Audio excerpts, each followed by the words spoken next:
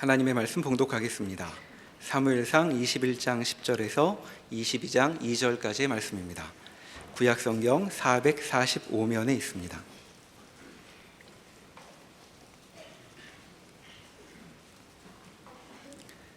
그날에 다윗이 사울을 두려워하여 일어나 도망하여 가드왕 아기스에게로 가니 아기스의 신하들이 아기스에게 말하되 이는 그 땅의 왕 다윗이 아니니이까. 무리가 춤추며 이 사람의 일을 노래하여 이르되 사울이 죽인 자는 천천히요 다윗은 만만이로다 하지 아니하였나이까 한지라. 다윗이 이 말을 그의 마음에 두고 가드왕 아기스를 심히 두려워하여 그들 앞에서 그의 행동을 변하여 미친 채 하고 대문짝에 그적거리며 침을 수염에 흘리매 아기스가 그의 신하에게 이르되 너희도 보거니와 이 사람이 미치광이로다. 어찌하여 그를 내게로 데려왔느냐? 내게 미치광이가 부족하여서 너희가 이 자를 데려다가 내 앞에서 미친 짓을 하게 하느냐? 이 자가 어찌 내 집에 들어오겠느냐 하니라.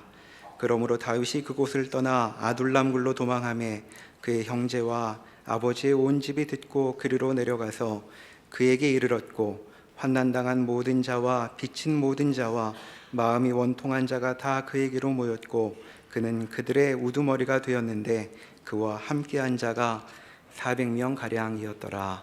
아멘. 이 사무엘 상하의 주인공은 다윗입니다. 하나님이 다윗의 왕권과 그 가문의 영원한 지위와 운명을 약속하십니다.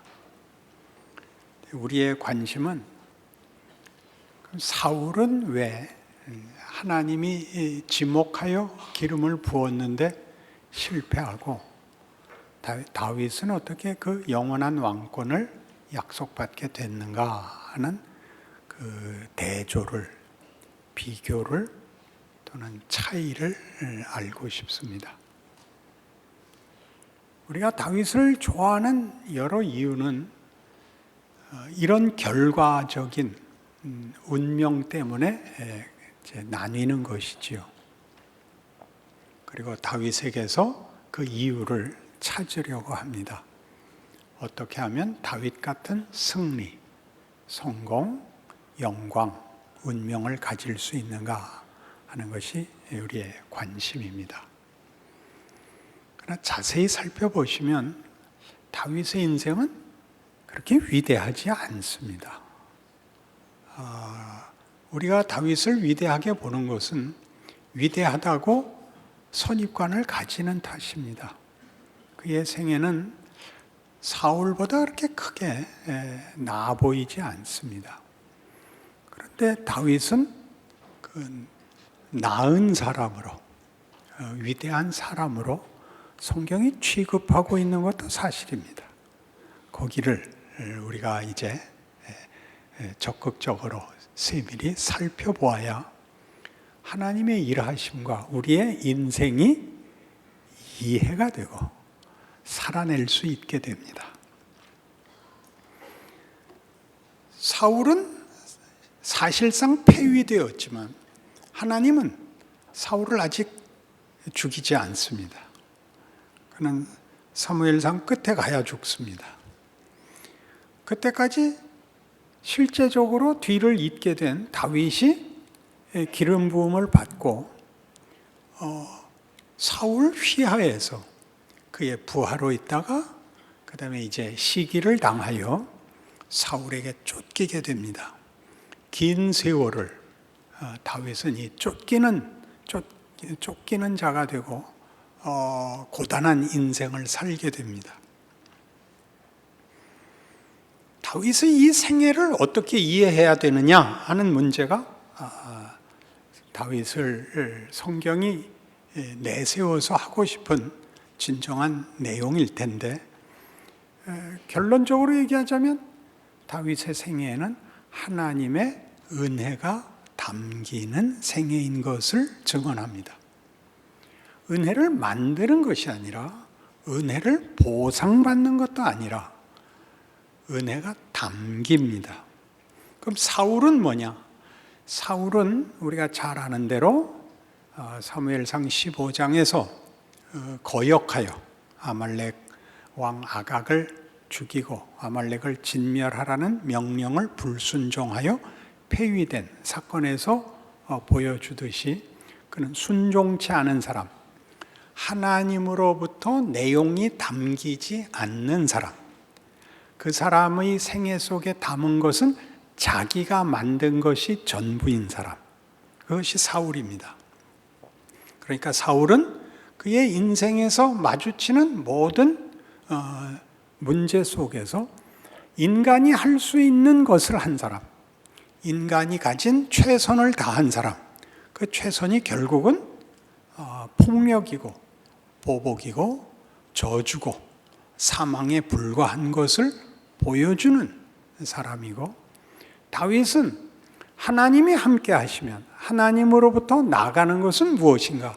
인간이 만들지 못하는 의, 선, 긍휼, 자비, 인내, 감사, 기쁨, 명예, 영광, 생명 같은 것들이다를 대조하고 있는 것입니다. 사울은 인간이 만들어낼 수 있는 모든 것, 다윗은 하나님이 만들어낼 수 있는 모든 것. 그러니까 다윗은 처음부터 끝까지 잘한 것이 아니라 대부분의 경우 그런 반응이 나올 수 없는 정황에서 그런 반응을 합니다.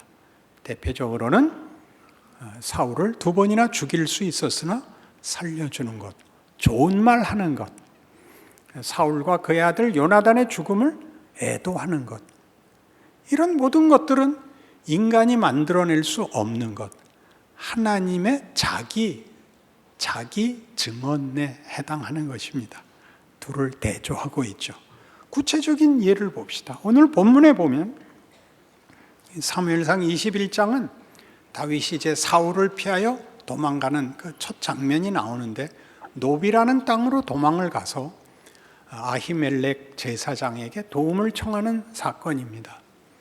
너무 다급해서 아무런 준비를 못하고 왔죠. 먹을 것도 없고 무기도 없습니다. 아히멜렉이 그 성전에 하나님 앞에 드리기 위하여 매 안식일마다 차려놓는, 상위에 차려놓는 떡, 진설병, 이렇게 진열하여 놓아둔 떡밖에 없는데, 일주일에 한 번씩 가니까 갈아서 이제 버리게 되는, 물리게 되는 떡은 제사장만이 먹을 수 있습니다. 일반인은 못 먹는데 그것밖에 없다. 그것을 달라. 그래서 이제 아히멜렉이 다윗에게 그 떡을 주죠. 다윗은 이 장면에서 거짓말을 합니다. 왜 너 혼자 왔냐? 말하자면 당시 이스라엘에 적어도 육군 참모총장쯤 되는 사람이 아무런 주변에 호위병도 없이 수하도 없이 단신으로 나타났으니까 이게 무슨 정부에 무슨 일이 일어났나, 무슨 어려운 일이 생겼는가 놀라죠. 다윗이 하는 말이, 사울 왕이 나한테 비상하고 긴급한 밀령을 내려서 내가 홀로 왔다, 그래 나를 도와줘야 된다라고 사기를 칩니다. 다급해서 말이죠. 훌륭한 일 아닙니다. 근데 이 사건을 마태복음 12장에 오시면 예수님이 희한하게 인용을 하십니다. 희한하게라는 걸 좀 내용을 보시면 이해가 될 것입니다. 마태복음 12장 1절. 그때 예수께서 안식일에 밀밭 사이로 가실새 제자들이 시장하여 이삭을 잘라 먹으니 바리새인들이 보고 예수께 말하되, 보시오, 당신의 제자들이 안식일에 하지 못할 일을 하나이다.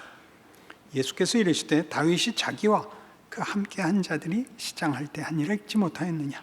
그가 하나님의 전에 들어가서 제사장 외에는 자기나 그 함께한 자들이 먹어서는 안 되는 진설병을 먹지 아니하였느냐? 또 안식일에 제사장들이 성전 안에서 안식을 범하여도 죄가 없음을 너희가 율법에서 읽지 못하였느냐? 내가 너희에게 이르노니 성전보다 더 큰 이가 여기 있느니라. 나는 자비를 원하고 제사를 원하지 아니하노라 하신 뜻을 너희가 알았더라면 무죄한 자를 정죄하지 아니하였으리라. 인자는 안식일의 주인이니라 하시니라. 바리새인들이 당시 사회의 지도자들이 예수를 환영하지 않았습니다. 예수님의 하시는 일이나 예수님이라는 존재 자체를 거부했습니다. 메시아란 이런 존재거나 이런 조건이어서는 안 된다, 그렇게 생각을 했던 것 같습니다. 사사건건 시비를 거는데 이 안식일 문제가 걸렸죠. 안식일에는 아무 일도 하지 않아야 되는데 제자들이 밀밭을 걸어가면서 밀을 따서 잘라 먹었습니다. 시비를 걸었죠. 그래서 뜻밖의 예수님이 다윗의 예를 들은 겁니다. 다윗이 제사장밖에 못 먹는 진설병 먹은 걸 모르느냐? 아니, 예수님이 핑계를 다윗에게다 대면 안 되죠. 다윗이 핑계를 예수님에게다 대면 말이 되지만 예수님이 핑계를 다윗에게다 대는 건 우스운 일 아닙니까? 그러나 그렇게 함으로써 율법이 정죄적 기능이 전부가 아니다를 이렇게 확 열어놓으시죠. 그러니까 이런 사울은 하나님께서 아말렉 왕 아각을 죽이고 모두 진멸하라를 거부함으로써 그가 폐위가 되는데, 다윗은 먹으면 안 되는 진설병을 먹고도 멀쩡히 살아나는 일, 이 예외적, 율법의 예외적 적용, 어떤 의미에서 면제 같은 것이 왜 일어나느냐 하는 것입니다. 하나님이 다윗에겐 뭘 담는다고요? 은혜를 담습니다. 은혜를 담자 우리가 넘어설 수 없는, 만족시킬 수 없고 외면할 수 없는 율법을 넘어서는 자리에까지 다윗은 허락이 됩니다. 이런 일들이 다윗의 가치요, 다윗의 생애입니다. 우리 모두가 아는 것 같이 이 일은 주께서 오신 일, 나는 자비를 원한다, 긍휼을 원한다, 이런 하나님의 의도, 우리를 향한 뜻과 긴밀히 연결되어 기독교를 이해하는데, 기독교인으로 사는 인생을 이해하는데 매우 중요한 지표가 되지 않습니까? 신앙생활을 잘해야 되는 것이 사실이지만 잘못하면 끝인 것도 아니라고 얘기를 하는데 싫단 말입니까? 그 표정은 뭡니까? 법대로 하자고요? 그럼 기독교가 뭔지, 십자가가 뭔지 하나도 모르는 거죠. 고맙지요. 다윗이 위대하다고 얘기해서 예외로 치지 말고 율법을 만족시킨 사람으로 말함으로써 율법을 자꾸 견고히 하지 말고 예외와 면제가 있다, 살았다, 이렇게 숨을 내쉴 수 있어야 비로소 예수도, 우리 인생도, 예수를 믿는다는 일도 숨통이 트이고 견딜 수 있고 살아낼 수 있는 것입니다. 만족해하지 않는 얼굴은 도대체 무슨 이유입니까? 두 번째 사건은 오늘 본문에서 보신 바로 아기스에게까지 피난을 가는 거죠. 아기스는 블레셋 5 방백 중에 하나입니다. 한 지방의 우두머리인데 피난처가 없어서 적국에까지 피난을 가야 했습니다. 근데 피난을 적국에까지 간다는 것은 대단한 그 궁지에 몰린 형편을 말해주고 있는 것입니다. 상대가 알아봤죠. 저 사람은 우리의 주족입니다. 우리의 용사 골리앗을 죽인 자요. 사울은 1000을 죽였고 다윗은 10,000을 죽였다는, 그 10,000은 다 블레셋 사람들입니다. 우리에겐 최대의 적입니다. 이참에 죽여야 됩니다. 다윗이 아이코, 여기서는 안 되겠구나 싶어서 이제 사지를 벗어나야 되는데 다른 방법이 없어서 미친 채 합니다. 그러니 생각해 보십시오. 그는 국가에 충성하고 사울에게 충성했으나 그에게 시기를 당하고 사지로 몰려서 원통하고 갈 수 없는 데까지 피난을 가야 되는 비참한 자리에 와서 미쳐서 사지를 헤어나와야 되는 처참한 자리까지 옵니다. 그러나 이 사건을 시편 34편에서 다윗은 이렇게 비극으로 표현하지 않습니다. 시편 34편입니다.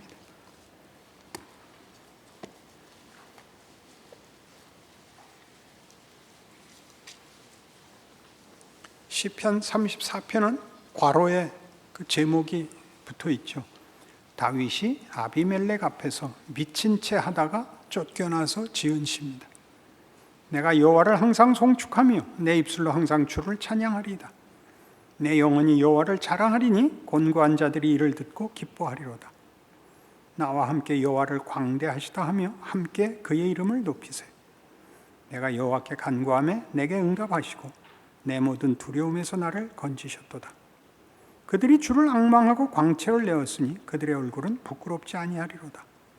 이 곤고한 자가 부르짖음에 여호와께서 들으시고 그의 모든 환난에서 구원하셨도다. 여호와의 천사가 주를 경외하는 자를 둘러 진치고 그들을 건지시는도다. 너희는 여호와의 선하심을 맛보아 알지어다. 그에게 피하는 자는 복이 있도다. 뒷부분은 집에 가서 보십시오. 어떻게 찬송이 나오죠? 여러분, 우리 가장 현실적인 그 사건 아닙니까? 우리 모두가 매일 당하는 원통하고 비참하고 처참하고는 신자라고 면제되지 않는 현실입니다. 원망하고 보복하고 폭력을 휘둘러야 맞습니다. 사울이 하는 일입니다. 사울이 맡은 일입니다. 인간이 할 수 있는 유일한 방법이고 내용입니다. 다윗은 다르다 그랬죠? 다윗이 다른 게 아니라 하나님이 다윗에게는 하나님이 누구신가를, 그 모든 경우에 대한 하나님의 반응을 담아 놓습니다. 그게 다윗입니다. 다윗은 이 일을 통하여 어떤 은혜를 담죠? 인간이 만들 수 없는 은혜를 담습니다. 하나님은 맛이 변하지 않는다는 것을 담습니다. 미친 채 했다는 것은 맛이 변했다는 뜻입니다. 히브리어의 원뜻이 미쳤다는 것은 맛이 변했다. 하나님의 선하심을 맛보아 알라. 하나님은 맛이 변하지 않는다. 우리는 부패하고 수치스럽고 더럽고 혼란스럽지만 하나님은 그렇지 않습니다. 그러니 우리가 만드는 폭력, 우리가 만드는 허망함, 실패와 다른 하나님에게서는 끊임없이 생명과 진리와 그 영광과 그 충만과 그 자랑과 그 감사와 그 즐거움이 여호와에게서는 계속 흘러 넘쳐 나오는 것입니다. 어디서 안다고요? 인간이 만들어내는 최악의 절망과 포기의 자리에서 하나님은 누구신가를 거꾸로 알게 됩니다. 인간의 잘못이 만들어냈을 리가 없죠. 인간이 만들어낸 어떤 결과, 어떤 보상이 아니라 하나님만이 그러신 것을 어디서? 최악의 조건에서 받습니다. 그러니 우리도 우리 인생 속에서 밤낮 만나는 것은 뭐냐 하면 이것, 우리가 할 수 있는 것, 이 불만입니다. 자폭입니다. 분노이죠. 하나님의 은혜를 베푸사 우리는 이 자폭으로 끝나지 않고 하나님의 회복, 용서, 감사, 자랑으로 부름을 받고 있습니다. 여러분, 이 둘을 잘못 섞고 있죠. 하나님이 내 편을 들었다면 왜 나한테 절망과 비참한 현실이 있는가라고 화를 내지 마시고, 하나님이 내게 도대체 무엇을 담으셨는가, 무엇을 약속하고 계신가, 우리가 예수를 믿는다는 게 무슨 얘기인가를 알게 되는 자리에 오면 여러분이 조건에 있어서 혹은 실력에 있어서 여러분의 잘잘못의 결과에 지금 붙들려 있는 것이 아니라 세상이 하는 모든 도전, 우리가 가진 실력 없는 한계가 빚는 모든 비극 속에도 하나님이 감사와 승리와 영광을 담을 수 있다라고 증언하고 살아내시고 누리셔야 되는 것입니다. 기독교 신앙은 언제나 최고의 권력을 가지지 않습니다. 기독교 신앙은 모든 문제를 해결하는 것으로 그 답을 얻지 않습니다. 기독교 신앙이 갖는 최고의 신비, 아니 최고의 은혜가 있다면 그것이 생겨날 수 없는 곳에서 구원이, 소망이, 믿음이, 실력이 생긴다는 사실입니다. 여러분이 이 시간에 교회에 나와 앉아 있는 것보다 더 큰 기적은 없습니다. 그렇지 않습니까? 여러분 대부분 졸지 않습니까? 제 설교를 사실은 못 알아듣지 않습니까? 표정을 보면 제가 알죠. 왜 옵니까? 와서 뭐 기도 응답을 받은 게 있습니까? 안 늙습니까? 여러분들에게 하나님이 다윗에게 증언한 모든 것들을 모든 각 개인에게 반복적으로 일하고 계시다는 사실은 시편 34편에 나오는 그대로 너희는 여호와의 선하심을 맛보아 알지어다로 너무나 충분히 표현되고 있지 않습니까? 성실하십니다. 우리 안에 소망과 기쁨과 담대함을 만들어냅니다. 세상은 이것밖에 할 게 없고 우리한테 시비 걸 것밖에 없고 그 답은 세상을 무너뜨리는 것이 아니라 내가 헛되고 더러워지고 자폭하는 데서 벗어나 하나님이 주시는 것들로 채워진 위대한 인생을 살아내는 것입니다. 그걸 살아야죠. 눈물 나는 인생입니다만 손해보거나 잘못된 것은 분명히 아닙니다. 그래서 탕자의 비유에서 보시는 것 같이 그 탕자는 자기 뜻대로 하고 싶어서 아버지의 것 자기 목 달래서 가지고 나가서 결국 허랑방탕할 수밖에 없었습니다. 허랑방탕은 소비되고 낭비되는 것 말입니다. 재생산을 할 수가 없죠. 창조력이 있지 않습니다. 생산성이 없습니다. 낭비되고 소진되어 굶게 됩니다. 죽게 되죠. 그때 그가 가진 소망 하나가 뭡니까? 우리 아버지는 그렇지 않았다입니다. 그 아버지를 가진 자와 그 아버지가 없는 자는 얼마나 태도에서, 반응에서, 자기 이해에서, 그의 인생에서 얼마나 다르겠습니까? 사울과 다윗이 다른 것처럼 우리는 하나님 없는 자와 하나님 있는 자의 차이를 우리 안에서 당연히 가져야 됩니다. 그건 책임이며 명예입니다. 이 부분을 신자들은 많이 놓치는 것 같습니다. 고생하지 않는 다윗, 유명하기만 한 다윗, 만사형통한 다윗, 그가 째려보면 상대방이 녹아 없어지는 다윗, 그런 다윗을 원해서 우리는 자기가 만든 다윗에 붙잡혀서 다윗이 얼마나 지난한 현실을 걸어 그 모든 것과 상관없는 위대한 존재가 됐느냐 하는 문제를 놓치곤 합니다. 그건 여러분 자신에 관한 이야기죠. 여러분은 다 다윗인 것입니다. 그리고 22장에 와서 사무엘상 22장에 와서 그가 아둘람굴로 피신을 하고 환난을 당한 자, 고난을 당한 자, 억울한 자들 400명이 그의 수하에 찾아왔다 하는 데까지가 오늘 본문입니다. 누가 찾아온 것입니까? 사회에서 손해를 본 사람들. 우리가 쉽게 얘기하는 착하게 살고 억울하게 그 피해를 입은 자만 말하는 것이 아니라 사회의 일정한 기준에 미흡한 자들, 능력 없는 자들, 범법자들까지 포함하여 정상적인 사회 활동을 할 수 없는 자들이 다 이리 옵니다. 누구에게요? 자기 목숨 하나를 위해서 미친 채 해야 살 수밖에 없는 그 조건에 처한 다윗이 그들에게 피난처가 됩니다. 이 무슨 신기하고 닮고 싶지 않은 인생입니까? 돈 많이 벌어서 좋은 시설을 갖춘 고아원 만들고 요양원 만들고 학교 만들고 선교센터 만들고 그래야 되는 거 아닙니까? 아니요. 그는 미친 척해서 침을 흘리고 벌벌 기어서 사지를 벗어난 주제에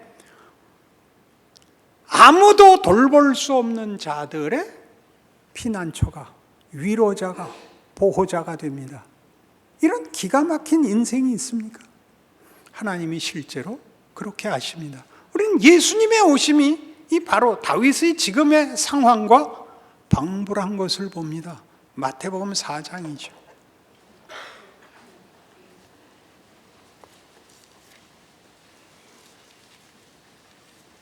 마태복음 4장 23절.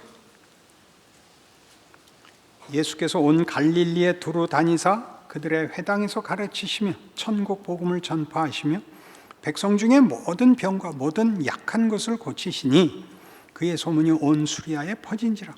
사람들이 모든 앓는 자 곧 각종 병에 걸려서 고통당하는 자, 귀신 들린 자, 간질하는 자, 중풍병자들을 데려오니 그들을 고치시더라. 갈릴리와 데가볼리아 예루살렘과 유대와 요단강 건너편에서 수많은 무리가 따르니라. 예수님께서 기적을 베푸셨다 그러면 여러분 다 당연시 여기시겠습니다만 예수님은 지금 굉장히 곤궁한 자리에 있습니다. 무한한 신이 유한 속에 갇혀 들어옵니다. 육신을 입고 시간 속에 잡혀 들어옵니다. 영광과 권세를 놓고 그저 아무것도 아닌 즉 한 가난한 천민으로 오십니다. 그가 병을 고치지만 그것은 다른 표적을 위해서 하는 겁니다. 예수께서 메시아이신 것을 나타내는 데 쓰이지 그의 신분이나 그의 힘으로써 쓰지 않습니다. 그는 십자가에 죽으실 것입니다. 그가 가장 낮은 자리, 우리가 생각할 때 가장 아닌 조건 속에서 우리가 가장 희구하는 모든 회복과 승리와 영광을 만드신다는 사실을 예수 믿는 사람들이 안 믿습니다. 이런 말들을 읽어대면서 저는 목숨을 걸고 주를 위하여 어느 곳에서나 섬기겠습니다라고 고함질러서 그 간절함의 보상을 받는 것으로 써먹고 있지 그런 현실을 인정하지 않습니다. 그래서 예수 믿는 것들은 생각보다 허황됩니다. 하나님이 일하고 있는 걸 모릅니다. 아무것도 아닌 자리가 하나님이 나를 보낸, 하나님이 그 아들을 보낸 조건이며 정황이며 방법이라는 사실을 인정하지 않습니다. 그래서 예수를 믿으면 원망이 그렇게 많습니다. 나보다 못한 게 복을 받고 내가 복을 받지 못하는 게 억울해서 미치려고 그럽니다. 우리 이번 여름 수련회 가면 그 미칠 것 같은 간증 한 10명만 받아볼까요? 얼마나 억울한지 모두가 억울하죠. 감사를 하지 않습니다. 내가 하나님을 안다. 예수님이 일하신 방식대로 내가 보냄을 받은 걸 내가 안다. 내 인생이 귀하다는 걸 나는 안다. 하나님이 여기서 가장 큰 일을 한다는 걸 내가 안다. 이런 얼굴이 없습니다. 오죽하면 내가 표정이라도 좀 지라 그랬지 않습니까? 누가 속까지 하래요. 속은 아니라도 표정이라도 좀 해봐요. 그것도 못하죠. 왜? 우리는 성경을 잘못 읽고 있습니다. 우리는 예수를 믿는다는 말을 성경이 하는 대로 수긍하지 않고 있습니다. 고집부리고 있습니다. 그래서 우리는 사울의 권세와 다윗의 위대함을 동시에 갖고 싶습니다. 사바울, 이렇게 사다윗, 어떻게 할까요? 이름을 한번 지어보십시오. 멕시코에서는 사바타 그렇게 하나요? 여기에 우리의 하나님의 현존과 임재와 권능과 일하시는 신비를 놓친 진실이 있습니다. 다 같이 여기서 망하는 거죠. 우리는 말이죠, 여기 마태복음 4장식으로 얘기하면 16절에 12절부터 보죠. 예수께서 요한이 잡혔음을 들으시고 갈릴리로 물러가셨다가 나사렛을 떠나 스불론과 납달리 지경 해변에 있는 가버나움에 가서 사시니 이는 선지자 이사야를 통하여 하신 말씀을 이루려 하심이라. 일러스되 스불론 땅과 납달리 땅과 요단강 저편 해변길과 이방의 갈릴리여, 흑암에 앉은 백성이 큰 빛을 보았고 사망의 땅과 그늘에 앉은 자들에게 빛이 비치었도다 하였느니라. 우리는 빛이죠. 우리는 생명입니다. 우리는 복입니다. 우리를 금고 속에 넣지 않고 우리를 사방에 뿌리고 있습니다. 꽃을 뿌리듯 양식을 뿌리듯 비를 내리듯 해를 비추듯 우리를 보내고 우리로 끌어안게 하십니다. 정다운 말을 하게 하시며 희망을 약속하게 하십니다. 뭐가 억울하십니까? 하나님의 진지한 역사죠. 역사. 구체적 역사죠. 나와 함께 하나님이 그의 뜻을 이루십니다. 우리를 향한 당신의 사랑과 약속하신 복을, 영광을, 위대함을 매일매일 모든 개인과 함께 일하고 계십니다. 그러니 고린도 후서 1장 이 말씀을 기억하십시오.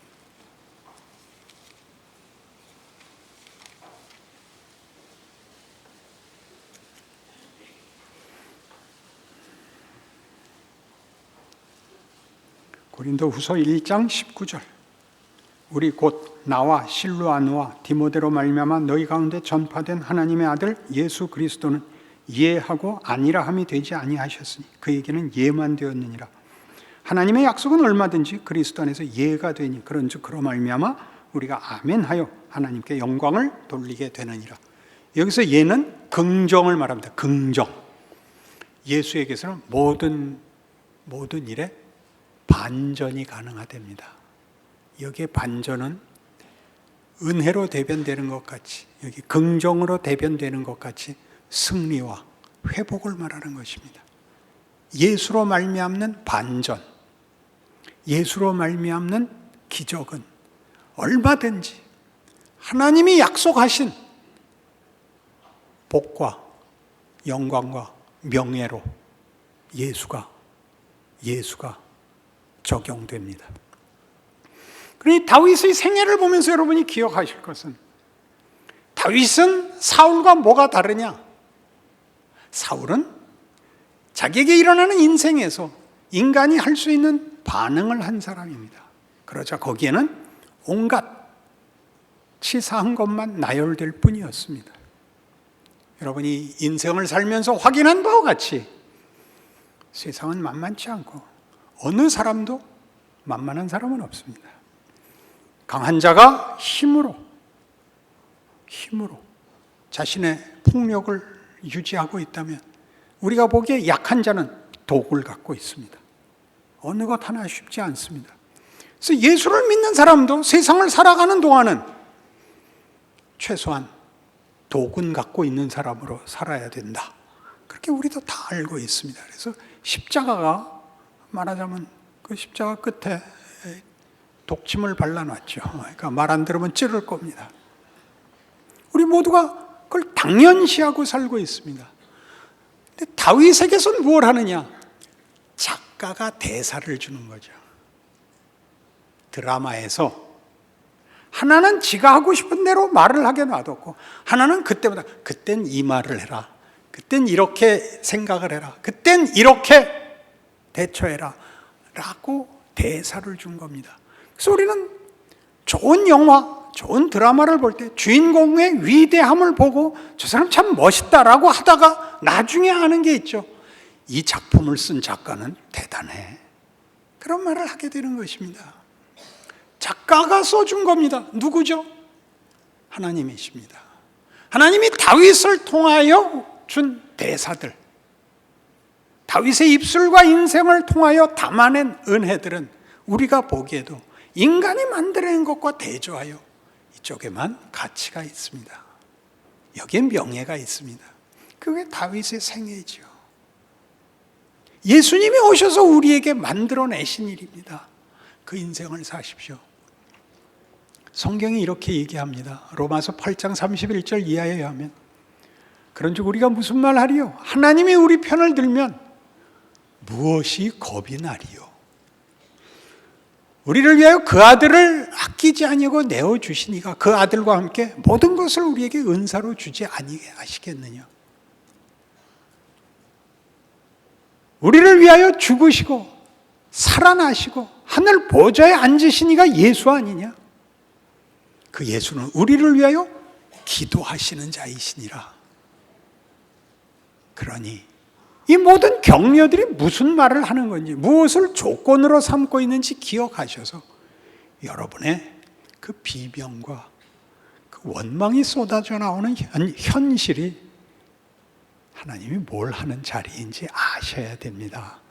그걸 살아내셔야 됩니다. 멋있게 살아내십시오. 대사에 없는 얘기 하지 마십시오. 그럼 다시 찍어야 됩니다. 한 번밖에 살 수 없는 인생입니다. 위대한 인생, 감사하는 인생 되시기를 바랍니다. 기도하십시다. 하나님 아버지 은혜를 감사합니다. 하나님이 우리에게 생명과 진리와 영광과 위대함을 맡기셨습니다. 그리고 누리게 하셨습니다. 하나님의 자녀로 사는 인생입니다. 그러니 자랑하고 살아야 맞습니다. 넉넉하게 살아야 맞습니다. 그리고 진지하게 살아야 맞습니다. 누리게 하여 주시고 우리 얼굴에 기쁨이 피어나게 하여 주시옵소서. 예수님 이름으로 기도합니다.